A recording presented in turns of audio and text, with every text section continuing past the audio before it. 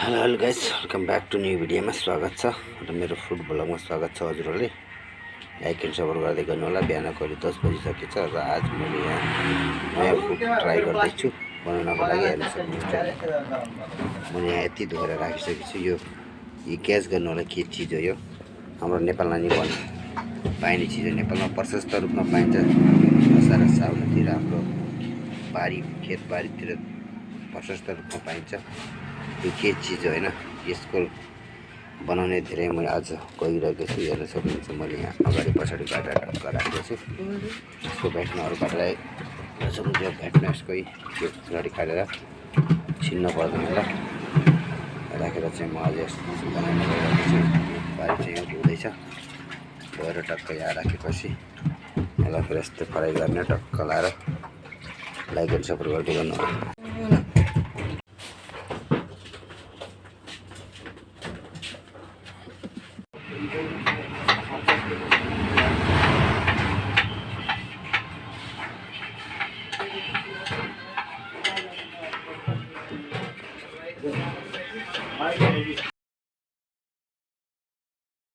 सक्नुहुन्छ आज म यसो के भयो राख कहीँ काटेको सब्जी चाहिँ हेर्नु सक्नुहुन्छ।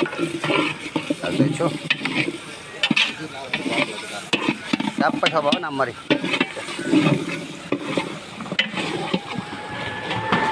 बस हेर्न सक्नुहुन्छ यस्तो भइसक्यो।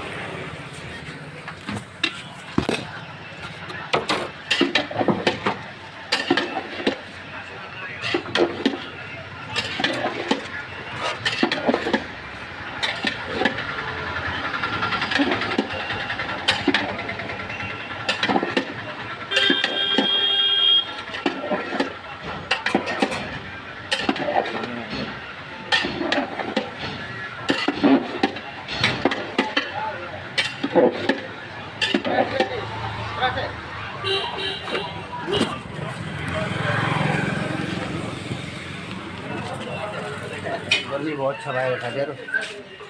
चढाएको मेरो सब्जी चाहिँ कस्तो भयो म हेर्न जाँदैछु है। ल वाह एकदम बब्बाल भएछ। झात पाकिसकेको हेर्न सक्नुहुन्छ। यति मस्त तरिकाले पाकिसक्यो नि। नेपालको मासु, खसीको मासु भन्दा नि राम्रो हुन्छ क्या यो त यार। यस्तो बवाल हुन्छ नि।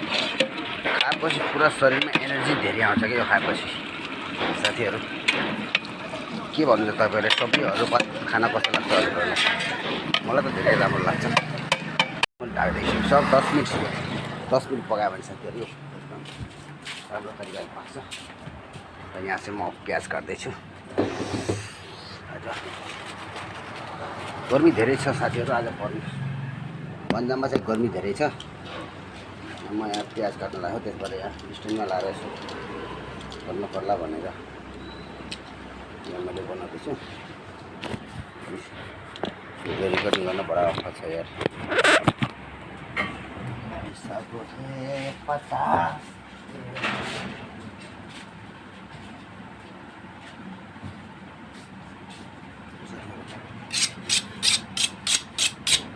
बवाल काट्छ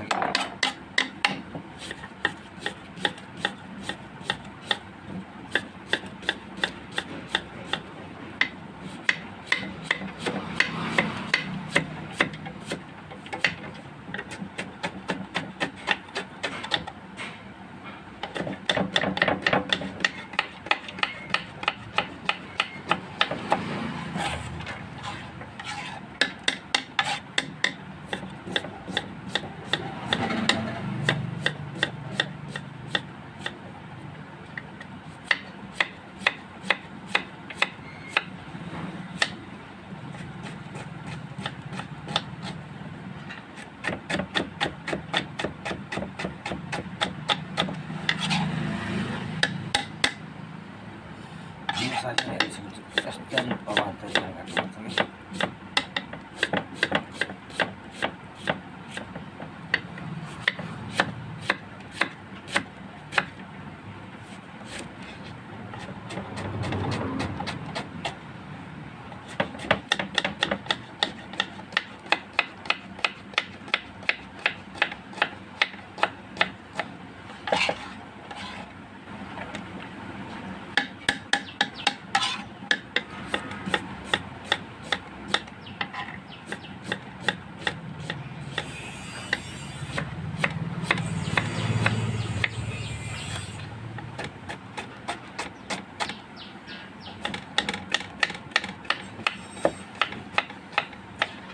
तुझे सब है पता है माँ। र फाइनली गाइस त्यो चाहिँ बनेर यस्तो भएर रेडी भइसक्यो है। धनियाँ सनियाँ राखेर टक्क बनाइसकेको छु। के चिज हुनसक्छ त्यसको नाम चाहिँ हाम्रो नेपालीमा के हुनसक्छ त्यो भन्नु होला गाइस। के चिज काट्दै थिएँ मैले अघि, त्यो चिजको नाम चाहिँ है। ल बनेर यस्तो रेडी भयो टक्क होइन, मस्त तरिकाले भयो। यस्तो कि नेपाल खसीको मासु भन्दा पनि एकदम राम्रो सिझेको यो त। हेर्नुहोस् कस्तो थियो, अहिले बनेर यस्तो भयो होइन। यसको पुरै थियो आधीभन्दा पनि कम भइसकेको छ। र गाई यहाँ धनियाँ सनियाँ काटेर टक्क पारेर राखेको छु सोलकीमा राख्नुको लागि। दाइले तड्का लगाउँदै हुनुहुन्छ।